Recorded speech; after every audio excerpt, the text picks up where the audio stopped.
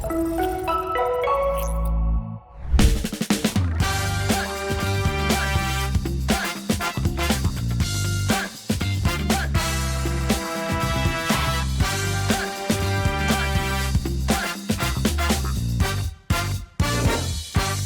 semua, saya Anjas Maradita. Saya adalah seorang content creator, saya juga seorang dosen dan pemilik Daunet Films. Ini adalah mentor kelas by Digital Talent Scholarship Kementerian Komunikasi dan Informatika. Seperti yang kita tahu, sekarang ini banyak banget content creator dengan berbagai macam jenis konten di berbagai platform media sosial.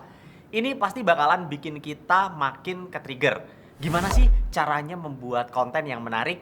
Nah, sehingga konten-konten yang teman-teman buat ini bisa menarik dan dinikmati oleh banyak orang.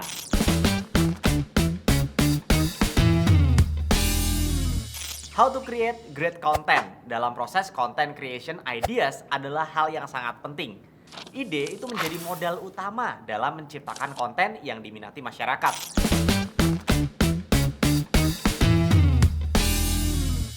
Ini belum mengenai ide videonya ya, melainkan ide mengenai kategori konten apa yang bisa kita buat. Hal ini bisa kita kaitkan dengan hal-hal yang dekat dengan diri kita. Misalnya, ketika dulu kita menciptakan Daunet, itu adalah hobi dan pekerjaan kita. Pekerjaan saya tentunya sebagai seorang editor gitu.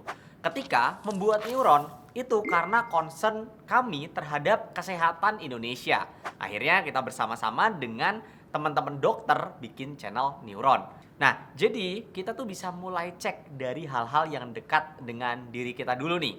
Seperti hobi, pekerjaan, concern, keinginan, atau bahkan misalnya kegagalan. Bingung kan? Kegagalan kok bisa jadi konten? Bisa banget. Contohnya saya ketika gagal kuliah di Korea. Tapi udah terlanjur tuh belajar bahasa Koreanya, grammar segala macem.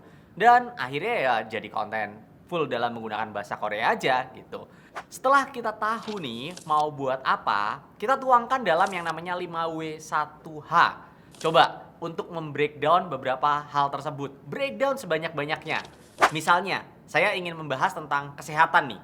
Mungkin saya bisa membuat 100 pertanyaan dari 5W1H yang berkaitan dengan kata kesehatan. Nah, misalnya, apa itu vaksin? Bagaimana vaksin diciptakan? Mengapa kanker berbahaya?